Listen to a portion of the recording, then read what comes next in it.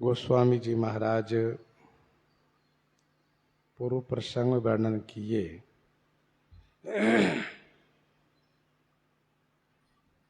श्री याज्ञवल्क्य जी ने जिस सुंदर कथा को मुनि श्रेष्ठ श्री भारद्वाज जी को सुनाया,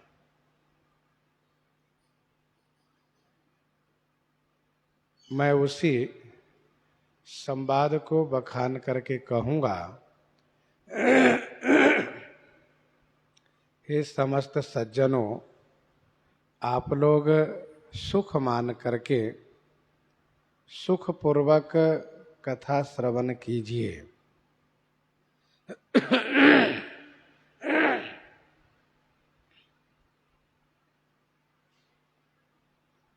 कल हम लोग श्रवण कर रहे थे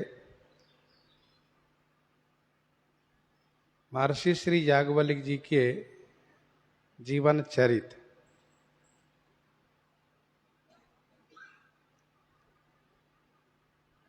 तथा श्री याज्ञवल्क्य और भारद्वाज संवाद का यह बीज है।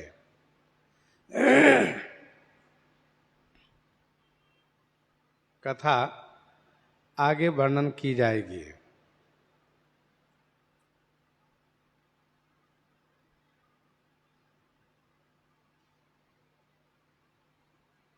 अब रघुपति पद पंकरुह हिय धरि पाई, प्रसाद कहूँ जुगल मुनि वर्ज कर मिलन सुभग संवाद।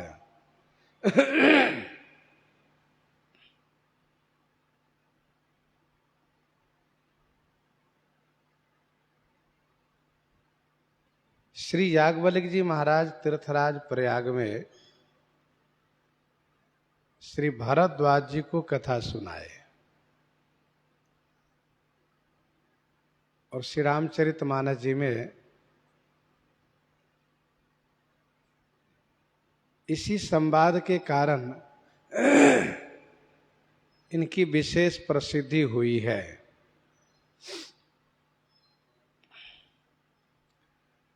श्री याज्ञवल्क्य जी के बारे में अयोध्या कांड में महारानी श्री सुनैना जी ने यह कहा कि उन्होंने हम लोगों को पहले ही यह कथा सुनाई है। राम जाय बन करि सुर काजू, अचल अवधपुर करिहहि राजू। अमर नाग नर राम बाहुबल, सुख बसिहहि अपने अपने थल। यह सब याज्ञवल्क्य कही राखा, देवी न होई मुधा मुनि भाखा। तो भगवान श्री राम जी के भविष्य चरित्र को श्री याज्ञवल्क्य जी पहले ही श्री मिथिलेश परिवार को सुना चुके हैं।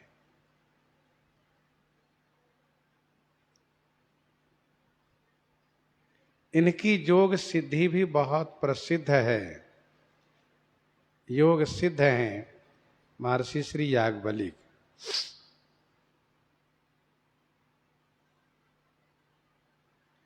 अब आगे गोस्वामी जी महाराज यह कहते हैं, शंभु कीन्ह यह चरित सुहावा, बहुरी कृपा करी उमहि सुनावा। बहुरी कृपा करी उमहि सुनावा। शंभु कीन्ह यह चरित सुहावा, बहुरी कृपा करी उमहि सुनावा।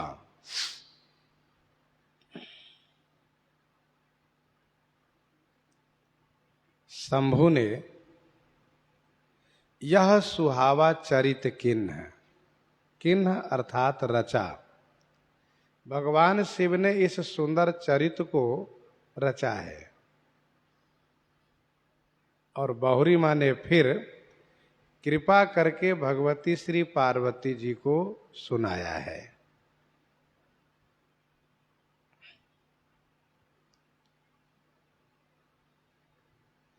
चरित सुहावा माने सुंदर है।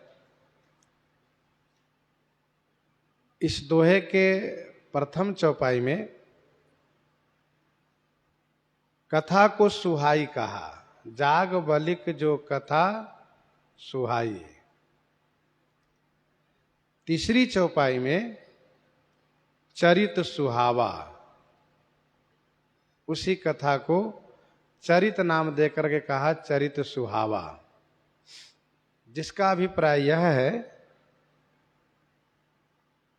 कि आगे एक दोहे में कथा का महात्म्य गोस्वामी जी गाएंगे और फिर दूसरे दोहा में चरित का महात्म्य गाएंगे। कथा शब्द स्त्रीलिंग है और चरित शब्द पुल्लिंग है, इसलिए कथा को सुहाई कहा और चरित को सुहावा कहा।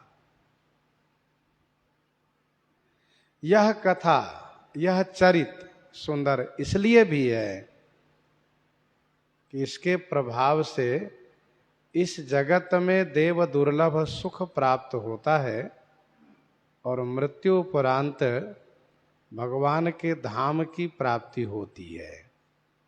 सुर दुर्लभ सुख करी जग माही अंतकाल रघुपतिपुर जाही।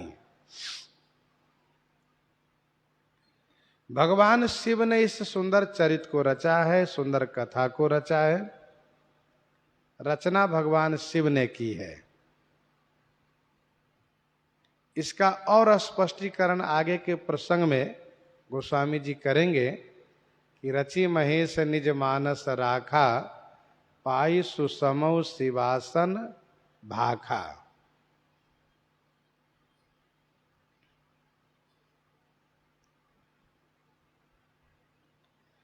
संवाद के दृष्टि से प्रथम संवाद हुआ है श्री कागभूषुंडी गरुड़ जी का।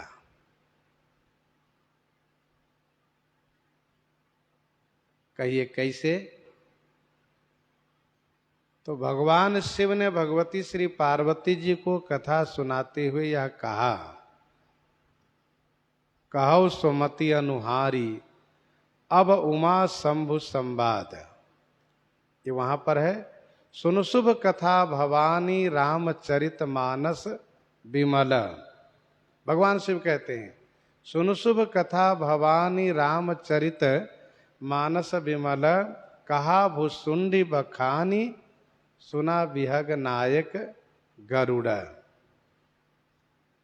तो इस दोहे से यह बात स्पष्ट हो जाती है कि श्री कागभूषुंडी गरुड़ जी का संवाद पहले हुआ है, इसके बाद भगवान शिव और पार्वती जी का संवाद हुआ है।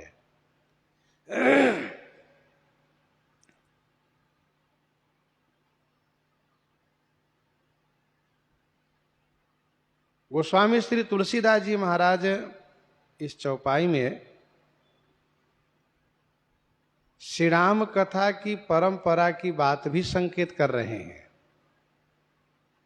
भगवान शिव ने श्री राम कथा की रचना की है। उन्होंने कृपा करके भगवती श्री पार्वती जी को सुनाया है। श्री राम भक्ति से युक्त अधिकारी जान करके श्री कागभूषुंडी जी को सुनाया है। कागभूषुंडी जी से श्री याज्ञवल्क्य जी ने प्राप्त किया है।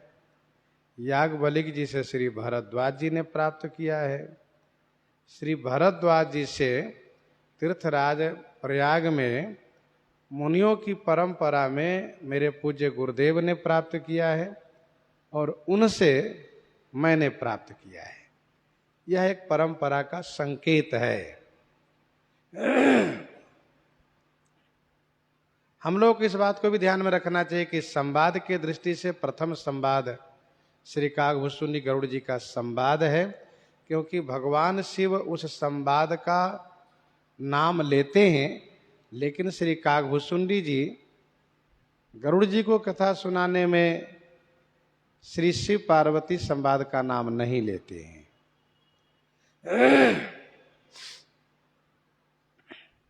अच्छा, भगवान शिव ने रचना करने के बाद कृपा करके भगवती श्री पार्वती जी को सुनाया।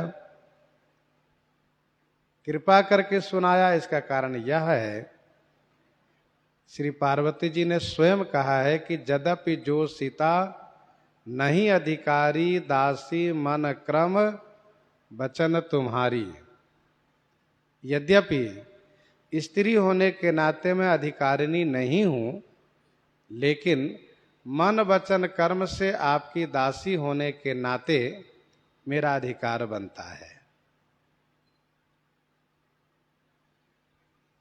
इस चौपाई में एक बड़ा सुंदर संकेत यह भी है कि जिसको अधिकार न भी हो, वह यदि भगवान का दास बन जाता है मन से वचन से कर्म से, तो वह उस तत्व के अधिकारी बन जाता है, उसको वह अधिकार प्राप्त हो जाता है।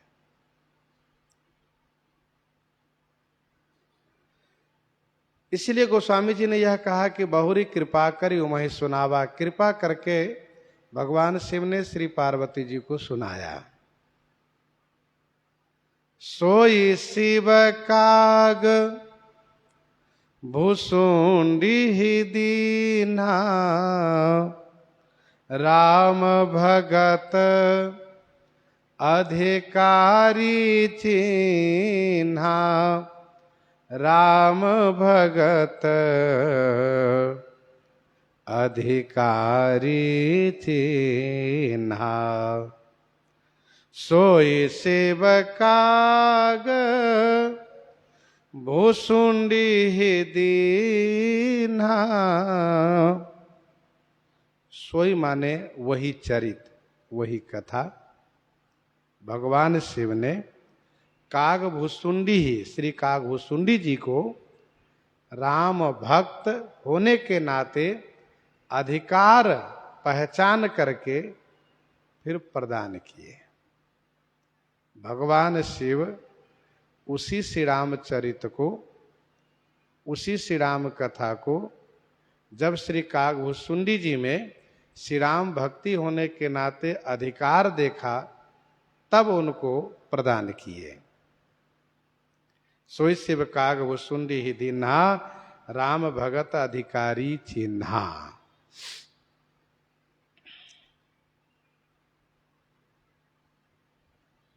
उत्तरकांड की चौपाई है, राम कथा के तेई अधिकारी, जिनके सतसंगति अति प्यारी।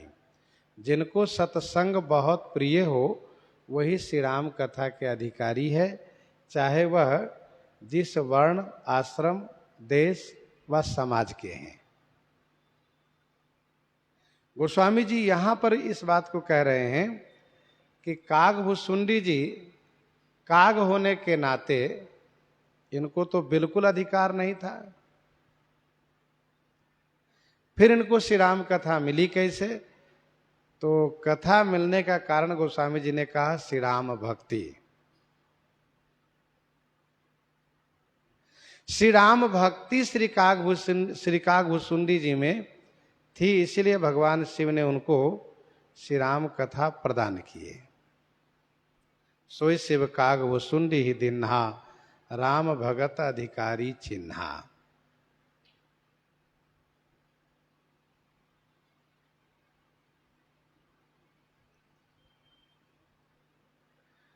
उत्तरकांड की कथा जब हम पढ़ते हैं, सुनते हैं, तो वहां पर ऐसा वर्णन है कि श्री काकभूषुंडी जी ने श्री लोमश जी महाराज से श्री राम कथा प्राप्त किए हैं।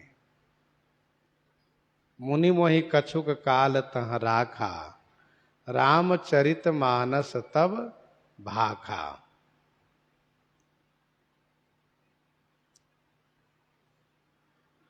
और यहां पर इस चौपाई में गोस्वामी जी कह रहे हैं कि सोई शिव कागभुसुंडी ही दीन्हा, अर्थात भगवान शिव ने श्री कागभुसुंडी जी को श्री रामचरित दिए। तो इन दोनों का समन्वय कैसे करना चाहिए? तो इसका उत्तर यह है, इन दोनों का समन्वय इस प्रकार से कर लेना चाहिए। देना दो तरह से माना जाता है। एक तो स्वयं प्रदान करना और दूसरा अपने प्रियजनों से दिलवा देना। अपने हाथ से दिया तब भी उन्हीं का देना माना जाएगा, और अपने प्रिय अधिकारी जनों से दिलाना, प्रिय जनों से दिलवाना, ये भी उन्हीं के द्वारा देना माना जाता है। जैसे उदाहरण के तौर पर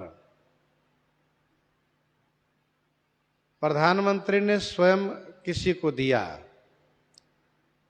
और एक व्यक्ति वह है कि जिसको वहां के क्षेत्राधिकारी ने उनके हाथ में दिया,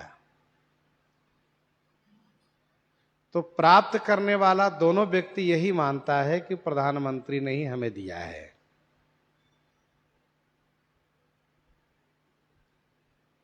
आश्रम में एक व्यवस्था होती है,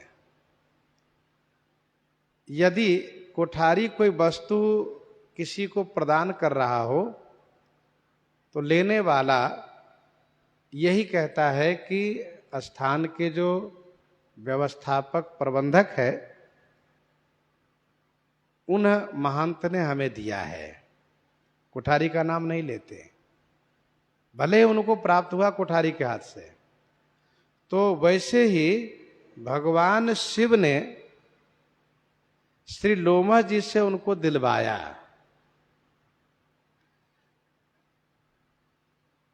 तो श्री लोमश जी से दिलवाया, फिर भी भगवान शिव का देना ही माना गया।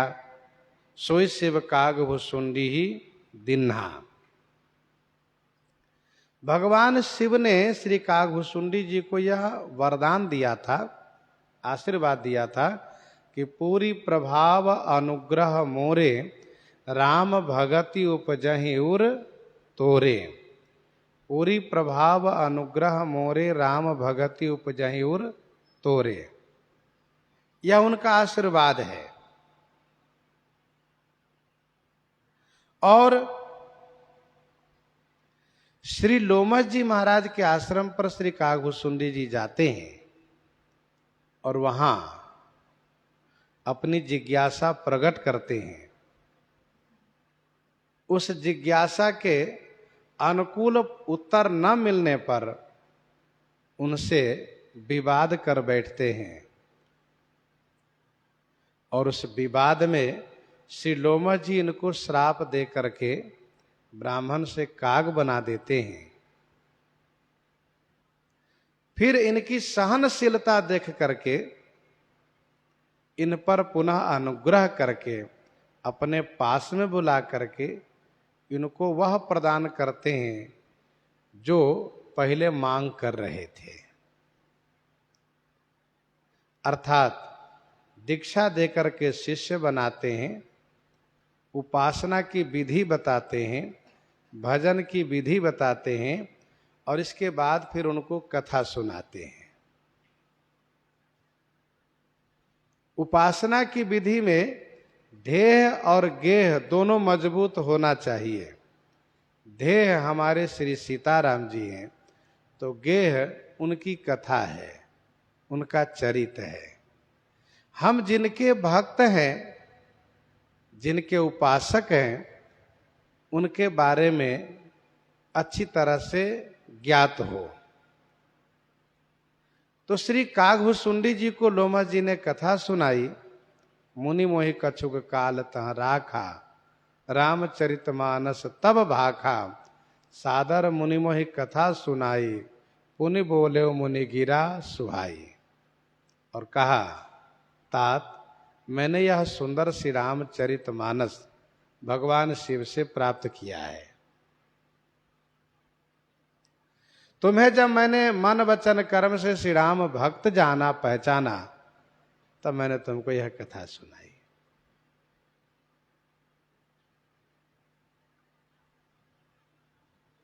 जिनके हृदय में श्री राम भक्ति न हो, उनको यह कथा सुनानी भी नहीं चाहिए। श्री लोमा जी ने इस प्रकार से कहा। यद्यपि लोमा जी ने उनको कथा सुनाई, फिर भी भगवान शिव के द्वारा उनको प्राप्त होना माना जाएगा, क्योंकि वहां पर स्पष्ट रूप से श्री लोमा जी ने भगवान शिव का नाम लिया है और इनको श्री राम भक्त होने का प्रमाण भी प्रस्तुत किया है। तो ही निज भगत राम कर जाने, तुम श्री राम के भक्त हो। तो सोई शिव काग भुसुंडी दीन्हा, राम भगत अधिकारी चिन्हा।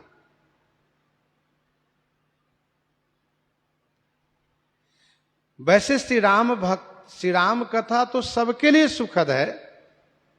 श्री राम कथा सबके लिए सुखद है, सबके लिए कल्याणकारी है, लेकिन श्री राम भक्तों के लिए तो विशेष रूप से।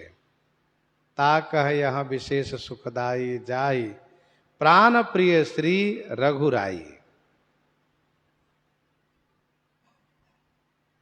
श्री कागभुसुंडी जी ने इस बात को कहा भी, देखो गरुड़ निज हृदय विचारी, मैं रघुवीर भजन अधिकारी। आप जरा विचार करके देखो, क्या मैं रघुवीर के भजन के अधिकारी हूं? अर्थात नहीं। मैं तो पक्षियों में चांडाल हूं, सब प्रकार से अपवित्र हूं, लेकिन मेरे रघुनाथ जी ने मुझे सब प्रकार से पावन बना दिए।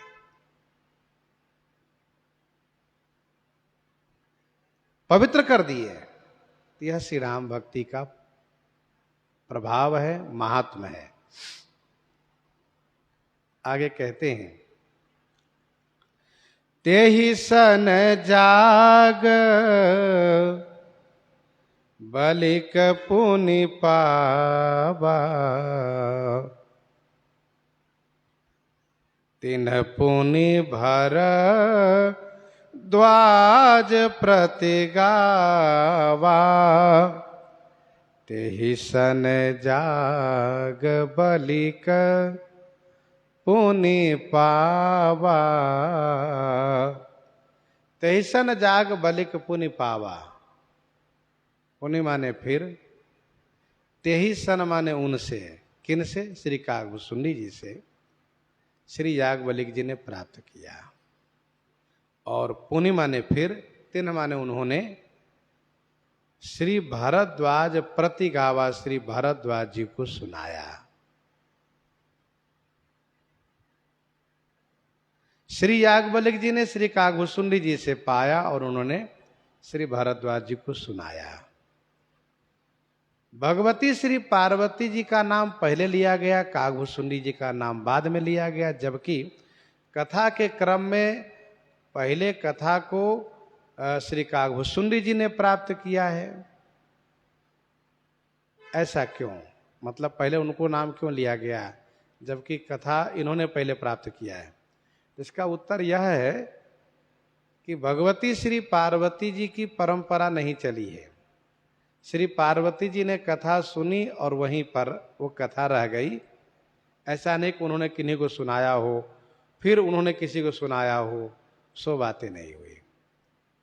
श्री कागभुसुंडी जी को जो कथा प्राप्त हुई, तो वहां से श्री याज्ञवल्क्य जी ने प्राप्त किया और श्री याज्ञवल्क्य जी से श्री भरद्वाज जी ने प्राप्त किया। उनसे अन्य अन्य ऋषियों ने, मुनियों ने प्राप्त करते हुए, और वो परंपरा आज भी चली आ रही है। अपने अपने गुरु जी से सब प्राप्त करते हैं। गुरु जी भी उन लोगों की परंपरा में प्राप्त किए। तेहि सन जाग बलिक पुनि पावा, तिन्ह पुनि भरद्वाज प्रति गावा। ते श्रोता बकता समशीला, समदरसी जानहि हरि लीला। ते श्रोता बकता समशीला, समदर्शी जानहि हरि लीला। ते माने वे उच्च कोटि के जो श्रोता वक्ता थे। समशीला माने सम माने बराबर, शील स्वभाव वाले थे। उपरोक्त जो श्रोता वक्ता हैं वे दोनों समशील हैं, बराबर शील वाले हैं, बराबर शील स्वभाव विद्वान हैं, बराबर हैं, सब दोनों महान हैं। समदर्शी माने सर्वदर्शी हैं। श्री हरि लीला को जानहि माने जानते हैं। समदर्शी जानहि हरि लीला।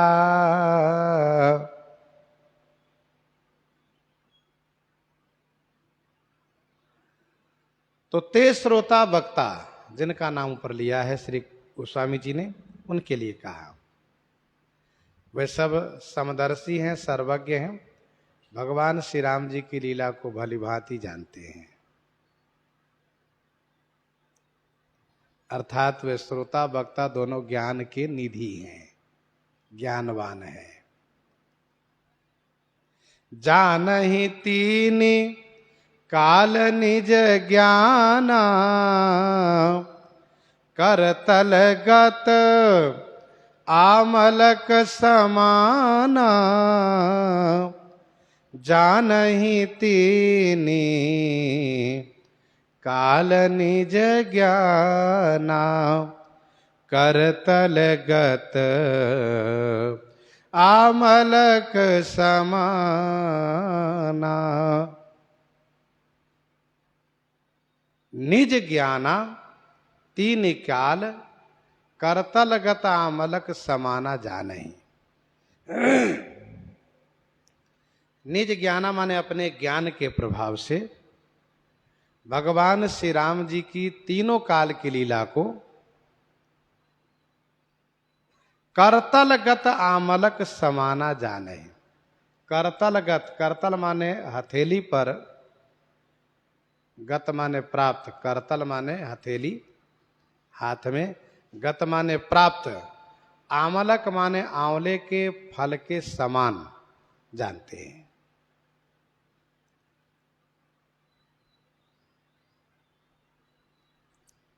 जानहि तीन काल निज ज्ञाना, अपने ज्ञान से तीनों काल की लीला जानते हैं। आपने अभी थोड़ी देर पहले सुना है कि श्री याज्ञवल्क्य जी महाराज श्री मिथिलेश परिवार को भविष्य की कथा सुना चुके हैं, भविष्य रामायण सुना चुके हैं। तो जो भविष्य सुना चुके हैं वो भूतकाल भी जानते हैं, वर्तमान भी जानते हैं।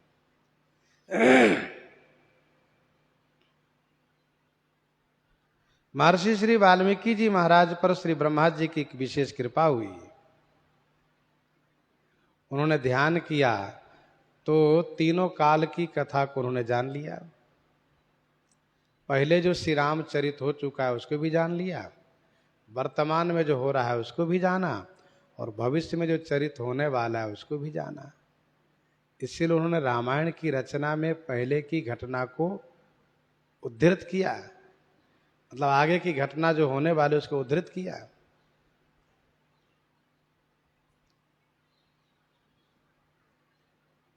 जाने तीन काल निज ज्ञाना, करतलगत आमलक समाना। आमलक का अर्थ कुछ शब्द कोशों में जल किया गया है। जैसे हाथ में पानी लीजिए तो पानी के कारण आपके हाथ की रेखाएं अवरुद्ध नहीं होती है, बल्कि हाथ की सभी रेखाएं दिखती है, करतल की रेखाएं। तो आमलक माने जल का अर्थ भी कुछ टीकाकारों ने माना है, और आमलक का अर्थ कुछ शब्दकोशों में दर्पण का भी किया गया है। तो हाथ में जैसे दर्पण, उसमें निरावरण दिखता है।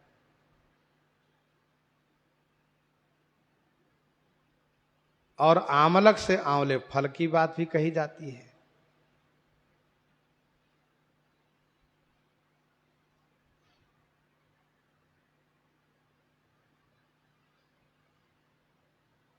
अयोध्या कांड में श्री गुरु वशिष्ठ जी के लिए यह कहा गया है कि गुरु विवेक सागर जग जाना, जिन्हि विश्व कर बदर समाना। गुरु विवेक सागर जग जाना, जिन्हि विश्व कर बदर समाना। श्री गुरु वशिष्ठ जी महाराज विवेक के सागर हैं। उन्हें विश्व का ज्ञान हाथ में रखे हुए बैर फल के समान है। और यहां पर गोस्वामी जी ने कहा कि ये उपरोक्त जो वक्ता श्रोता है, जैसे कि श्री महर्षि भरद्वाज, श्री याज्ञवल्क्य जी, इन लोगों को श्री रामचरित का ज्ञान तीनों काल का है। कैसे? तो जैसे हाथ में रखे हुए आंवले का ज्ञान होता है। हाथ में रखा हुआ आंवला का फल है तो वह सब दिखाई देता है, उसमें रेशा है, क्या उसका रंग है, स्वरूप है, सब दिखता है। वैसे ही ये लोग भगवान श्री राम जी के चरित्र को भली भांति जानते हैं। कर तलगत आमलक समाना। अयोध्या कांड में बदरी फल और यहां पर आंवले फल का नाम लिया गया है। ऐसा क्यों? तो ऐसा इसलिए कि श्री गुरु वशिष्ठ जी को संसार का ज्ञान है और यहां पर इन ऋषियों को श्री राम कथा का ज्ञान है। श्री राम संबंधित तत्व का ज्ञान होना परमार्थ है और संसार से संबंधित विषय का ज्ञान होना स्वार्थ है।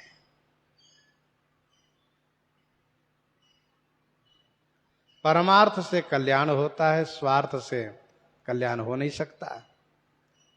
आयुर्वेद कहता है धात्री फलम सदा पथ्यम कुपथ्यम बदरी फलम। धात्री फल हमेशा पथ्य है और बैर का फल हमेशा कुपथ्य है।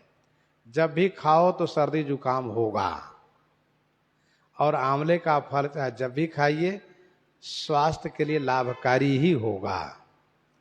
तो भगवान का चरित्र हमेशा परमार्थ के लिए कल्याणकारी है, इसलिए कर तलगत आमलक समाना गोस्वामी जी ने कहा। इसके बाद गोस्वामी जी कहते हैं और जे हरि भगत सुजाना, और जे हरि भगत सुजाना, कहहि सुनहि समुझहि विधि नाना, कहहि सुनहि समुझहि विधि नाना। उत्तम कोटि के वक्ता श्रोता का नाम लिया ऊपर, मध्यम कोटि के वक्ता श्रोता का नाम नहीं ले रहे हैं। केवल गोस्वामी जी संकेत कर रहे हैं कि औरव जे हरि भगत सुजाना। औरव माने और भी, जे माने जो, सुजान हरि भक्त हैं। नाना विधि माने अनेक प्रकार से श्री राम कथा को कहते हैं, सुनते हैं और समझते हैं। अनेक प्रकार से अर्थ कर करके कहते हैं, अनेक प्रकार से उन किए गए अर्थों को सुनते हैं और अनेक प्रकार से उन कहे सुने गए अर्थों को समझते हैं। और जब समझते हैं तो उनको आनंद आता है कि इसका अर्थ ये हुआ, इसका भावार्थ ये हुआ और इस प्रकार से शब्द की रचना की गई है, इसका तात्पर्यार्थ ये हुआ और यहाँ पर जो प्रश्न है इसका उत्तर ये हुआ। इस प्रकार से कहीं सुनहि समझहि विधि नाना। हरि अनंत हरि कथा अनंता, हरि अनंत हरि कथा अनंता, कहीं सुनहि बहुविधि सब संता, कहीं सुनहि बहुविधि सब संता।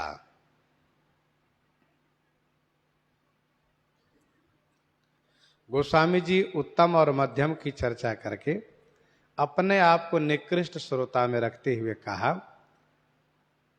मैं पुनि निज गुरु सन सुनी, कथा सो सूकर खेत, समुझी नहीं तसी बालपन, तब अति रहे वो अचेत, तब अति रहे वो अचेत।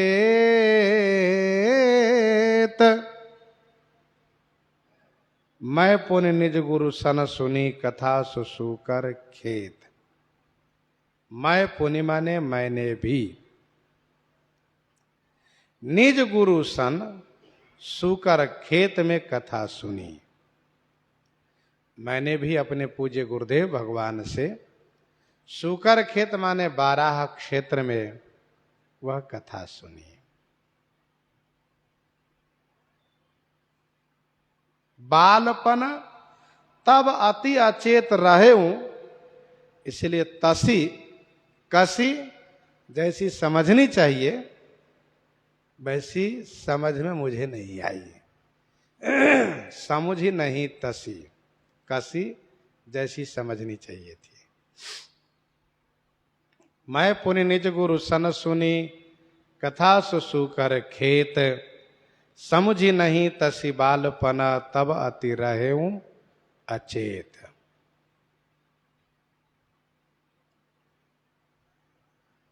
मैंने अपने पूज्य गुरुदेव भगवान से बाराह क्षेत्र में कथा सुनी है।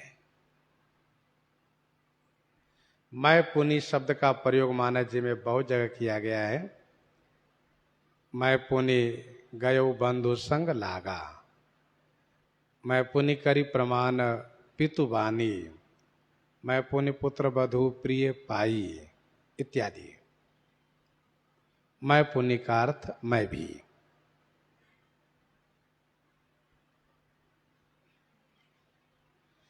सूकर खेत अर्थात बाराह क्षेत्र, जहां श्री सरजू और घाघरा का संगम है। श्री अयोध्या जी से लगभग 30 मील की दूरी पर उत्तर और पश्चिम कोण में वह स्थान स्थित है। अयोध्या जी की 84 कोस की परिक्रमा में वह स्थान प्राप्त होता है।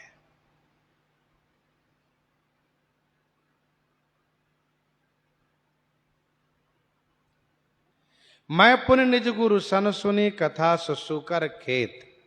सूकर खेत माने बाराह क्षेत्र में, वहीं पर पास में बाराही देवी का मंदिर भी है।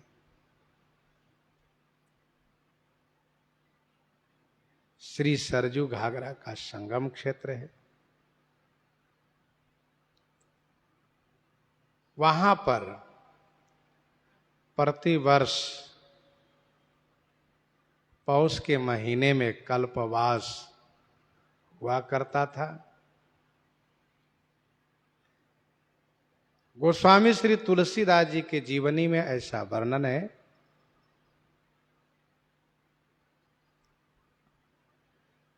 जो श्री वेणी माधवदास जी ने उनके चरित्र को लिखा है।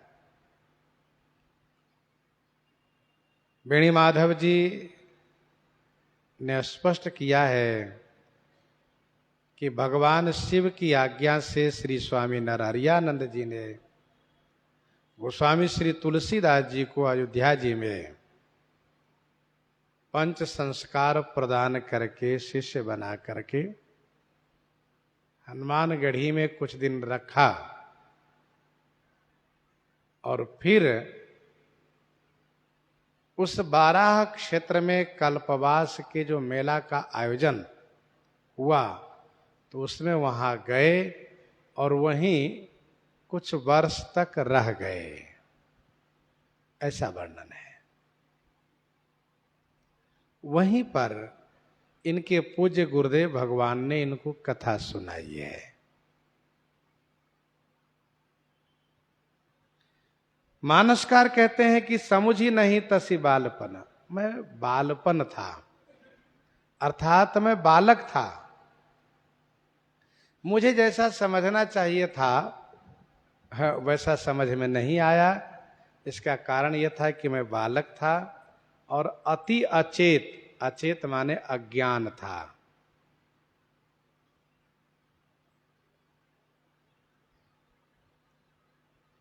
अच्छा,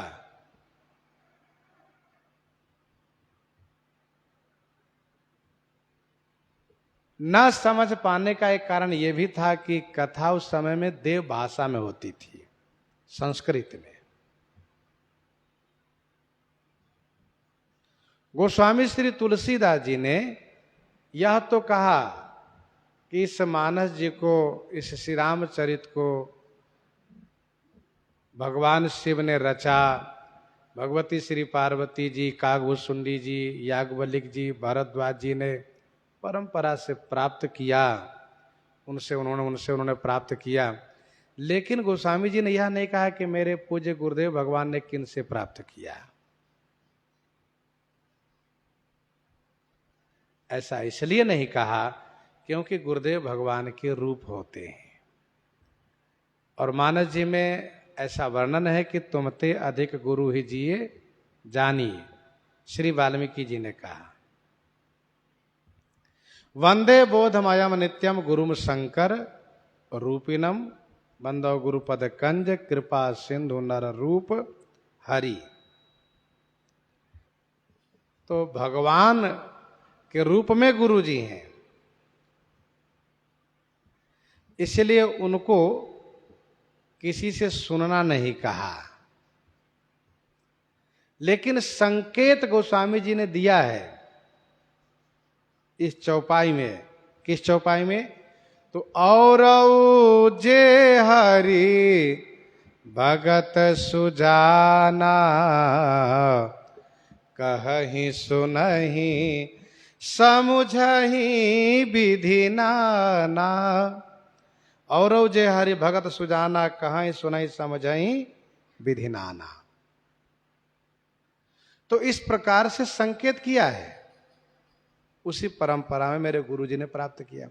अच्छा, गोस्वामी तुलसीदास जी की जीवनी के अनुसार जो उसमें कथा वर्णित है, उसमें तो ऐसा वर्णन है कि भगवान शिव ने स्वयं श्री नरहरियानंद जी को सुनाया है श्री रामचरित, और कहा है कि आप जाइए हरिपुर, राम बोला को वहाँ से लेकर के श्री अयोध्या जी आइए, उनको शिष्य बनाइए और उनको यह कथा सुनाइए, क्योंकि उस बालक से भविष्य में विशेष रूप से लोगों का कल्याण होगा और श्री रामचरित का लेखन वे करेंगे, ऐसा भगवान शिव ने कहा।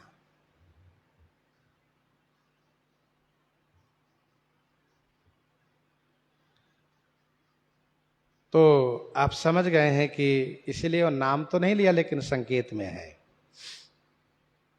श्रोता वक्ता ज्ञान निधि कथा राम के गूढ़ किमि समुझऊँ मैं जीव जड़ कलिमल ग्रसित विमूढ़ कलिमल ग्रसित विमूढ़।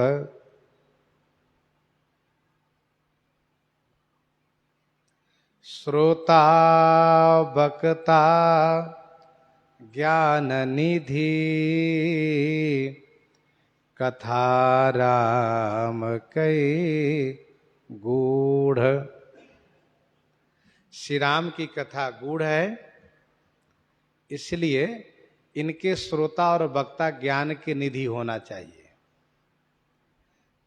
कथा राम के गूढ़, इसलिए श्रोता वक्ता ज्ञान निधि होना ही चाहिए।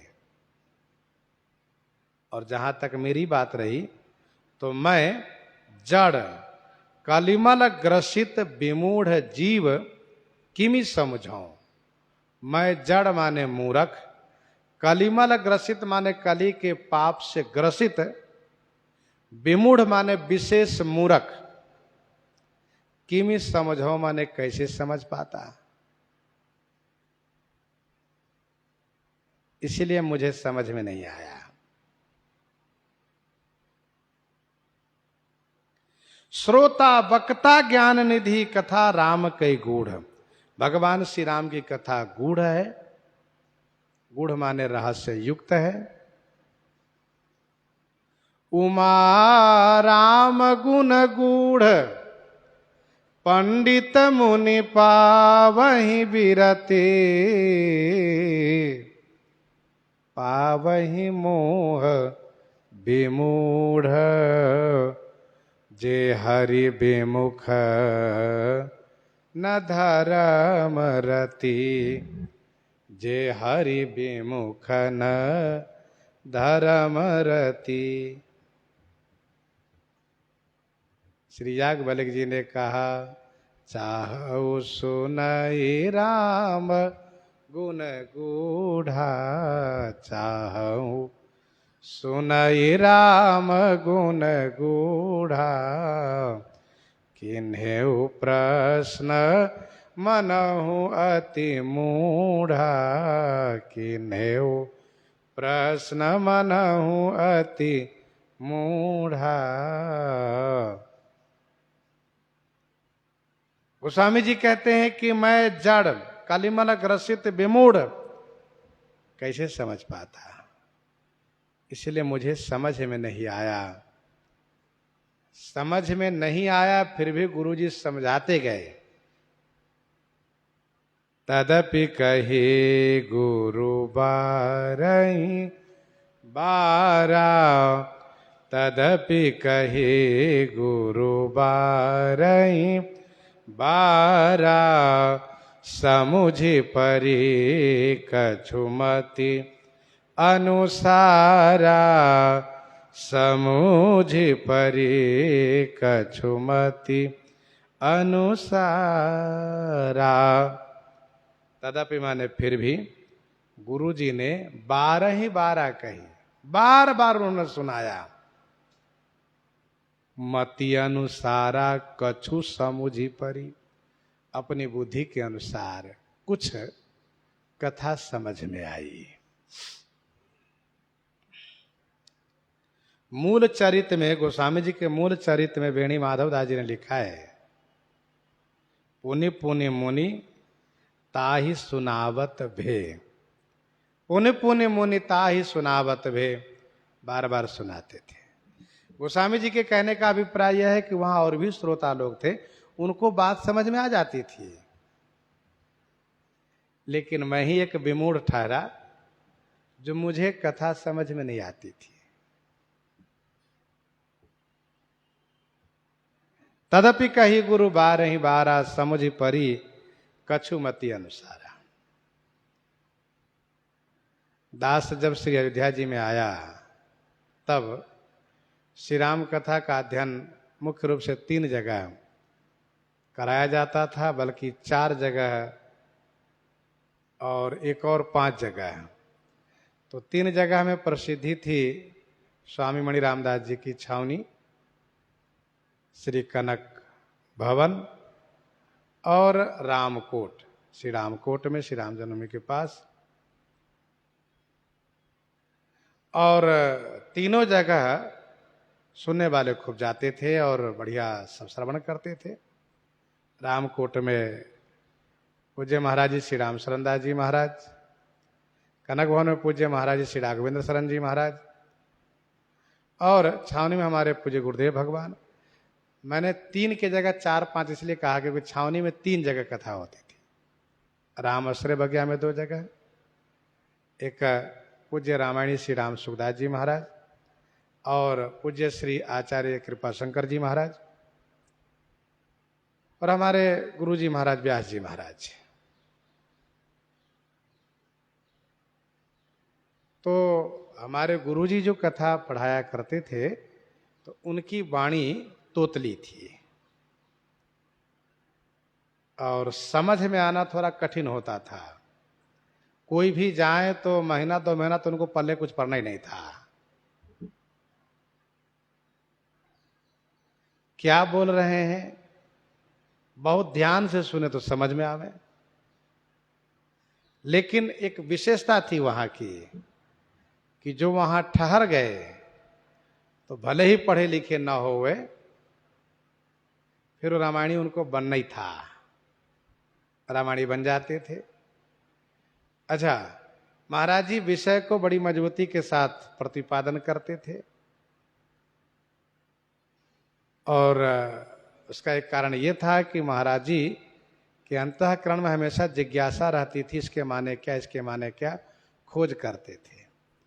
और कभी किलाधीश जी के पास, कभी श्री रामर्शन कुंज में स्वामी जी के पास, और उस समय में तब कभी मणि पर्वत पर डॉक्टर श्री राम कुमार दास जी के पास जा करके और उनसे अपनी जिज्ञासा का समाधान करवाते थे। और वे कहा करते थे कि मुझे जो अनुकूल बात मिलती थी उसको हम ग्रहण कर लेते थे, और जो हमारे मानस जी के अनुकूल बातें नहीं थी उनको वहीं छोड़ दिया करते थे। तो एक बड़ी बात थी। तो यहाँ पर उनको चर्चा करने का मतलब मेरा ये था कि गोस्वामी जी कहते हैं तदपि कही गुरु 12 12। वैसे ही हमारे गुरु जी महाराज भी कई बार समझाया करते थे। तोतली वाणी के नाते किसी बात को स्पष्ट जब न होते देखे, एक बार नहीं, 2 बार 3 बार पुनरावृत्ति हो तो कोई बात नहीं, बोलते थे। और फिर इसके बाद दोबारा कथा के बाद फिर बैठो आप लोग, जो पढ़ चुके हैं उनमें योग्यता है तो वो उस कथा को फिर से सुनावे, और सब सुनते थे, जिसको पाठ भाग कहा जाता था। एक अच्छी बात ये थी कि महाराज जी के यहाँ, हमारे गुरु जी के यहाँ जो ठहर जाते थे, भले ही वो विद्यालय ना गया हो, पढ़ा लिखा न हो, लेकिन उनको मानस जी के पाठ करने आ जाना और फिर कथा भी बोलने आ जाना स्वाभाविक था, लगन होने के नाते। तो हमारे गुरु जी कहा करते थे कि ये मानस जी की कृपा है, ये कृपा साध्य ग्रंथ है, साधन साध्य नहीं है। आप मानस जी की पूजा करके मानस जी का पाठ कीजिए, मानस जी कृपा की अपेक्षा कीजिए, कृपा हो जाएगी, अपने आप सब प्राप्त हो जाएगा। 2-3 को मैं जानता हूं जो बिना पढ़े लिखे कथावाचक बन गए थे, इसमें कुछ ऐसे हैं जो साकेतवासी भी हो गए। तो कहने का अभिप्राय यह है कि श्री गोस्वामी तुलसीदास जी कहते हैं कि तदपि कहे गुरु 12 12। हमारे गुरु जी महाराज बार बार कहते थे। अब ये कथा व्यास इसका अर्थ ये कर रहे थे कि तदपि कहे गुरु 12 12। 12 12 माने 12 दूना 24 बार। तो वे कथा व्यास जी का कहना ये था, उनका कहना ये था कि कथा कब तक सुननी चाहिए, तो कहा 24 बार सुननी चाहिए।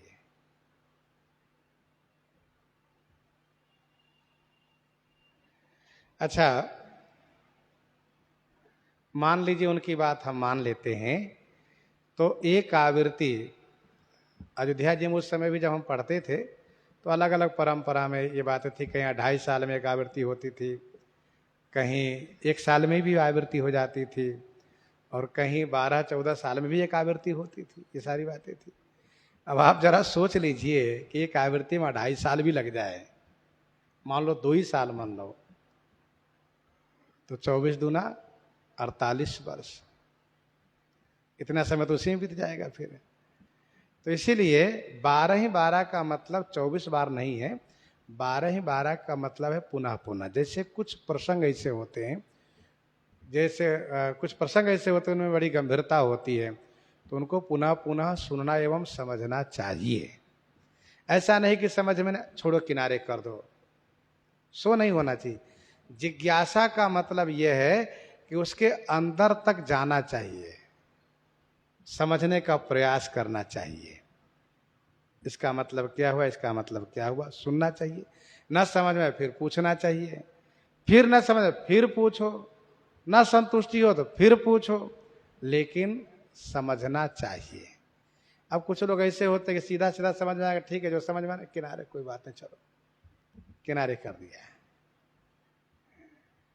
ये जिज्ञासा का मतलब नहीं होता है। तदपि कही गुरु 12 12। गोस्वामी जी ने 12 12 शब्द का प्रयोग और भी जगह किया है। कली 12 12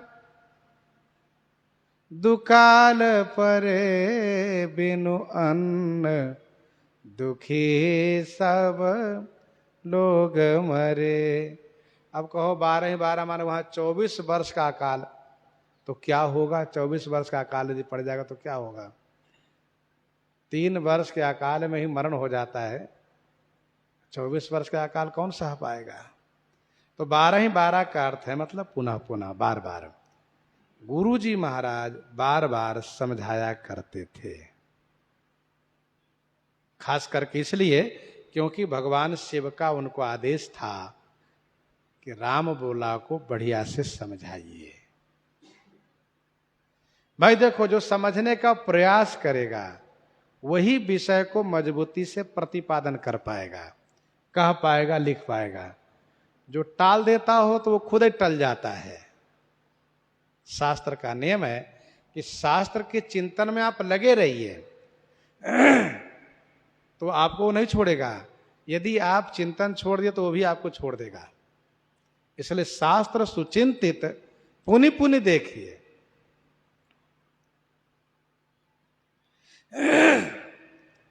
एक बार किसी कुंभ में श्री काशी जी के पंडित विजयानंद त्रिपाठी जी के परंपरा से जो श्री श्रीनाथ जी महाराज कथा व्यास हैं, अब संभवतः भी है या नहीं मुझे जानकारी नहीं है, लेकिन उन्होंने एक मंच से कहा कि आजकल रामायणी बहुत है, बहुत कथावाचक हो गए हैं, इधर उधर की पद बहुत गाते रहते हैं, लेकिन उनसे यदि पूछ दीजिए कि द्वादश ग्रंथ है क्या, तो उनको द्वादश ग्रंथ का नामों नहीं मालूम है। क्यों? क्योंकि वे जानने का प्रयास ही नहीं करते। एक से एक बढ़िया पद गोस्वामी जी ने जो लिखा है, मानस जी की कथा में कथा का पूरक है अन्य अन्य उनके ग्रंथों के पद, तो वहां से न लेकर के इधर उधर के गीत भजन में बहुत मगन हो जाते हैं, ऐसा उन्होंने कहा था। तो कुछ बातें हद तक, कुछ बातें उनकी सत्य भी है, प्रायः वक्ता लोग में यही बात है। कुछ ऐसे वक्ता है जिनको एक रुचि होती है कि दोहाबली से, कवितावली से, गीतावली से, विनय पत्रिका से हमें जानना है और बोलना है। बहुत ऐसे संत महात्मा पाए जाते हैं जिनको विनय पत्रिका कंठस्थ है, कवितावली कंठस्थ हो, गीतावली कंठस्थ हो, फिर तो क्या कहना है। और विनय पत्रिका जिनको कंठस्थ हो और विनय पत्रिका को जो मनन चिंतन करते हैं, समझना चाहिए कि वे महान धन्य है वे।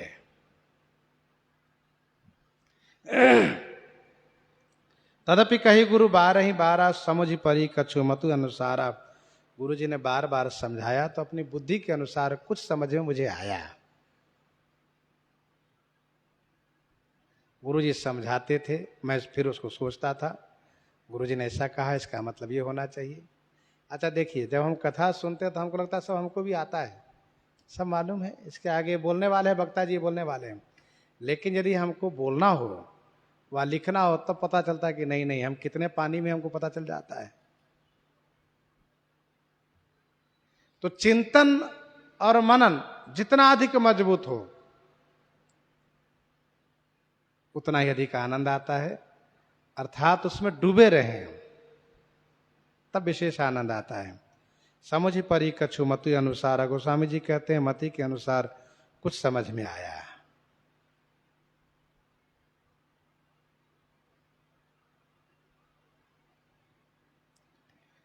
एक संत जी ने कहा, जब कुछ समझ में आया तो इतना बड़ा ग्रंथ उन्होंने रचा, और यदि बहुत समझ में आता तो क्या करते। इसका उत्तर उनके लिए यह है कि यह गोस्वामी तुलसीदास जी की दैन्यता है कि समुझि परी कछु मति अनुसारा। भगवान श्री राम जी की कथा में जथामति जथाश्रुत सभी महापुरुष प्रसंग को निवेदित करते हैं, कथा कहते हैं। यह उनकी दैन्यता है, विनम्रता है।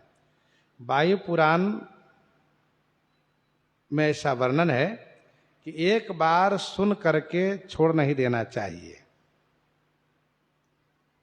एक बार सुन करके छोड़ नहीं देना चाहिए। एक बार सुन करके आप छोड़ दिए तो आपको भी वो छोड़ देगा। यदि कोई पूछे आपसे कि आप श्री रामचरितमानस जी को समझते हो, और यदि आप कहते क्यों नहीं समझते, भाई हमने अयोध्या जी में रह करके 5 साल 6 साल 3 साल पढ़ा है। अच्छी बात है, तब अच्छा तो इस चौपाई को अर्थ बताओ। अरे भाई तब याद नहीं है, क्योंकि अब वो पढ़ते उड़ते नहीं है, क्योंकि आपने छोड़ दिया तो भी उन्होंने भी आपको छोड़ दिया।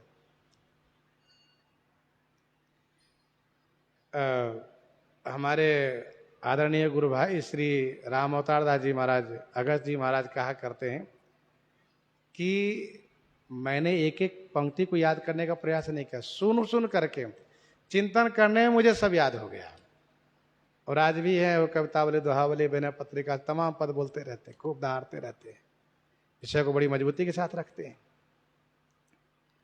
तो मन लगाइए, जो नहाई च यही सरभाई, सो सत्संग करहु मन लाइए।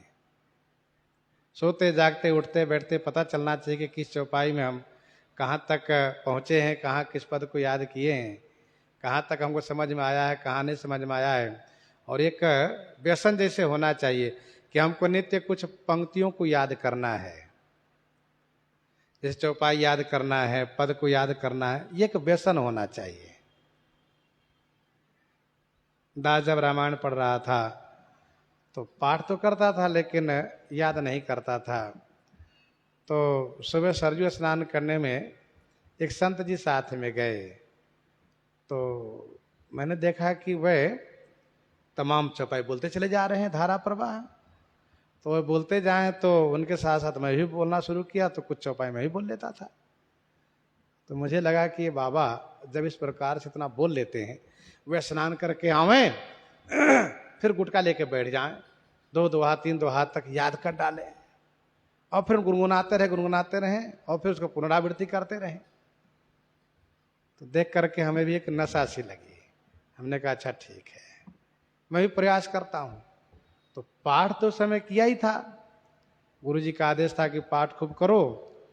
ये मत देखो एक नवा हो गया, 2 नवा बाहर पूरा हो गया, सुने, बोल करके पाठ करो, स्पष्ट बोल करके। तो एक छोटी उम्र होने के नाते, बाल अवस्था होने के नाते एक शौक भी था कि गा करके पाठ करो, तो बोल करके पाठ करना, और फिर इसके बाद इतना पाठ करना, मस्त हो जाना कि जितना अधिक से अधिक पाठ हो जाए। 1 नवा हुआ कि 2 नवा हुआ कि 3 नवा, कोई काम था नहीं। गुरु जी की सेवा है, सेवा के अलावा बस पाठ ही पाठ है। तो जो सेवा है उस सेवा के बस पाठ में लग गए। तो इस प्रकार से फिर मन में आया कि जरा याद करके देखें, कोशिश तो करें, तो बड़ा आनंद आ गया। तो हमारे गुरु जी एक बार सुनाए थे कि एक बार मन में आया कि जरा याद करके देखूं कितना दोहा तक एक दिन में याद कर सकता हूं। उन्होंने कहा था कि एक बार ऐसी भगवान की कृपा हुई कि 1 मास पारायण 1 दिन में याद किया। तो मेरे मन में ये बात थी कि याद करके देखूं एक दिन में 10 दोहा 15 दोहा कहाँ तक याद हो सकता है। अच्छा, याद करना कोई बड़ी बात नहीं है, उस समय में मुझे समझ में आया, याद कर लेना बड़ी बात नहीं, लेकिन उसको याद को बनाए रखना ये बड़ा कठिन काम होता है। और उसके लिए हमेशा गुनगुनाते रहना, भूल जाए तो फिर देखो। इस क्रम से गुरु जी कृपा थी और मानव जी कृपा से याद बढ़िया होता चला गया, खूब आनंद आया।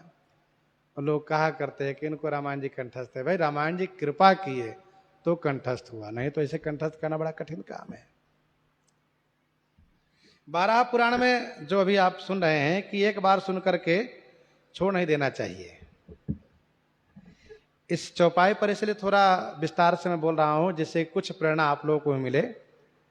अब जैसे कि इतने लोग हैं सुन रहे हैं, हो सकता है किसी के मन में जिज्ञासा हो जाए, मन में ललक उठ जाए कि नहीं हम भी याद करें। ऐसा होता है तो फिर वो स्वाभाविक है कि याद कर ही ले जाएगा। देखो, पढ़ाई के क्षेत्र में जिनको स्वयं की जिज्ञासा हो जाती हो, लालसा हो जाती हो, फिर उसमें मगन हो जाता है, और फिर उस ग्रंथ की कृपा होती है। ग्रंथ और खास करके श्री रामचरितमानस जी तो भगवान का विग्रह स्वरूप है। 12 पुराण में यह भी लिखा है कि सब कामों में संकोच करके कथा सुननी चाहिए। स्नान संध्यादि कर्माणि, स्नान संध्यादि कर्माणि परित्यज्य हरे कथाम शृणोति भक्ति संपन्नः कर्म पाशादि विमुच्यते। स्नान संध्या बंदन आदि कर्म कांड को कथा सुनने के लिए थोड़ा कम कर देना चाहिए। जल्दी में नहा लो, जल्दी में संध्या कर लो। अच्छा, एक बात मैं अनुभव की बात बताऊं। कथा का एक नियम है कि आप कितनी तत्परता से कथा में समय देते हैं, मन लगा के सुनते हैं, उसके अनुसार भी कथा की कृपा होती है। थोड़ी तबीयत खराब है, अरे अब तबीयत खराब है, चलो कल सुन लेंगे, बाद में सुन लेंगे, एक प्रकार से ढिलाई है। ऐसा नहीं कि थोड़ी तबीयत खराब हो तो चलो जो खाते पीने वाला चलो नहीं खाएंगे, सो नहीं मन में आता है। भजन है, चलो माला छोड़ दो, बाद में कर लेंगे, कथा बाद में सुन लेंगे। अब बिल्कुल तबीयत ज्यादा खराब हो तो बात अलग है, लेकिन थोड़ी बहुत परेशानी हो तो उसके लेकर के कथा छोड़ देना, भजन छोड़ देना, ये अच्छी बात नहीं है। नियम में कच्चापन है ये। इस श्लोक का मतलब यह है कि स्नान संध्यादि कर्माणि परित्यज्य हरे कथाम। वहां तो लिखा है परित्यज्य, छोड़ो। शृणोति भक्ति संपन्ना कर्म पाशादि विमुच्यते। यदि आप भाव से कथा सुनते हैं तो कर्म बंधन से मुक्त हो जाएंगे। अर्थात कथा निमित्तम, लिखा है कथा निमित्तम यदि कर्म लोपो, कथा निमित्तम यदि कर्म लोपो स कर्म लोपो न भवेन मदीयः। कथा के निमित्त यदि कर्म लोप होता है तो वह कर्म लोप माना नहीं जाता है। इसीलिए भक्ति मार्ग में भगवान की कथा, भगवान के लिए अन्य कर्मों को त्यागने पर दोष नहीं आता है। जे जैसे ही तैसे ही उठी धावहीं, बाल वृद्ध कह संग न लावहीं। भागवत जी में एक जगह वर्णन है, जब कथा प्रारंभ हुई तो सब जो कथा रस के प्रेमी थे वे दौड़ने लगे, पहुंचो पहुंचो, देरी ना हो जाए हमको। और भागवत जी में उनके लिए रस लंपटाह कहा गया है। वे कथा रस के लंपट है। वो शब्द थोड़ा अटपटा है, लेकिन है बड़ा एक विशेष संकेत है कथा रस के कैसा अनुरागी है वो। तो भगवत रस के अनुरागी हो, भगवत भजन के अनुरागी हो, ये होना चाहिए। गोस्वामी जी कहते हैं समुझ परी कछुमति अनुसारा, जो समझ में आया है, भाषा बद्ध करब मैं सोई, मोरे मन प्रबोध जहि होई, भाषा बद्ध करबि मैं सोई। मैं सोई भाषा बद्ध करबि, मैं उसी को भाषा में आबद्ध करूंगा, भाषा में लिखूंगा। मोरे मन प्रबोध जहि होई, जही जिससे मेरे मन में प्रबोध हो जाए, समझ में आ जाए। तो क्या सुनने से प्रबोध नहीं हुआ? जो कहते हैं लिखूंगा तब प्रबोध होगा, तो इसका उत्तर यह है कि सुनने से प्रबोध हुआ ये तो अच्छी बात है, लेकिन लिखने से विशेष प्रबोध होता है।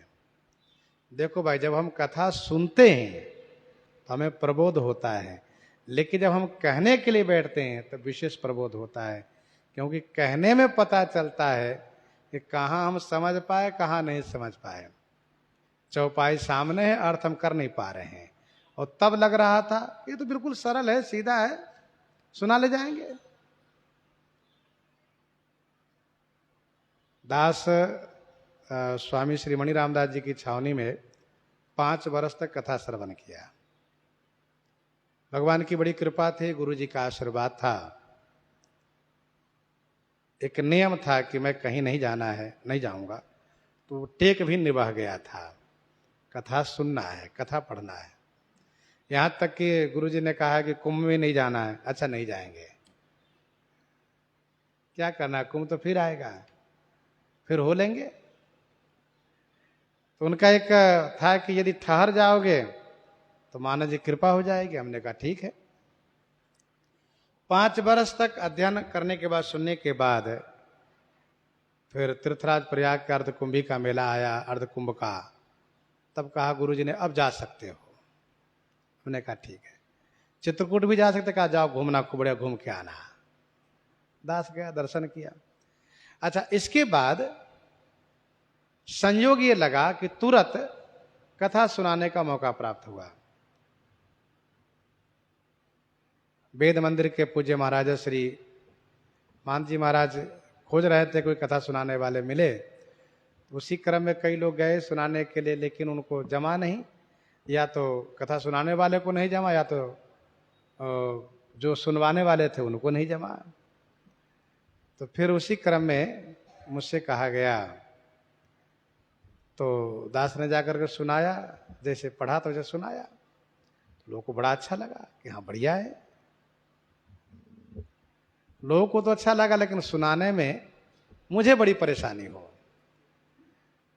तो दास ने गुरु जी से कहा, महाराज जी कथा सुनाने का लोग कह रहे हैं। ठीक है। उन्होंने कहा पहले सुंदर कांड कहो, तब बाल कांड शुरू करना। हमने कहा ठीक है, पहले सुंदर कांड ही कहने। तब उस समय मन में एक संकल्प हुआ कि जब सुनाने का मौका मिला तो एक बार पूरी कथा सुनाऊंगा, इस बीच में कहीं नहीं जाऊंगा, चाहे कुछ भी हो। और भगवान की बड़ी कृपा थी, वह भी नियम पूरा हुआ। तो सुंदरकांड सुनाने में तो बड़ा आसान लगा, तत्काल सुना हुआ था। लेकिन फिर भी जब पढ़े तो मन में शंका हो, जिसका माने क्या हो। और अब तो मोबाइल के जमाना है, तुरंत फोन बजाओ गुरु जी के पास, गुरु जी। और तब वो बातें थी नहीं, लेकिन हाँ साइकिल का साधन था। दौड़ के गुरु जी के पास चले आवे, महाराज जी इसका माने क्या। अच्छा ठीक है, समझा दे, जाए कथा करें। मतलब एक आवृत्ति भर ऐसा कोई दिन ना हुआ होगा जिस दिन आकर के हम महाराज जी से न पूछे होंगे। कहने को कह ले जाए, वहां हमारे मन में संतुष्टि ना हो। सुना तो दिए, लेकिन मन में समाधान नहीं हो पाया। आ करके पूछें तब समझावें, तो जो हम बोले हैं उस पर संतोष हो जाए कि हाँ ठीक बोले हैं। नहीं तो लगे यार पता नहीं बोल तो दिए, लेकिन क्या ठिकाना, गलत हो गया हो। तो ये सत्य है कि जब आप कहने बैठिए, कहिए, तब सचमुच में ठीक से प्रबोध होता है।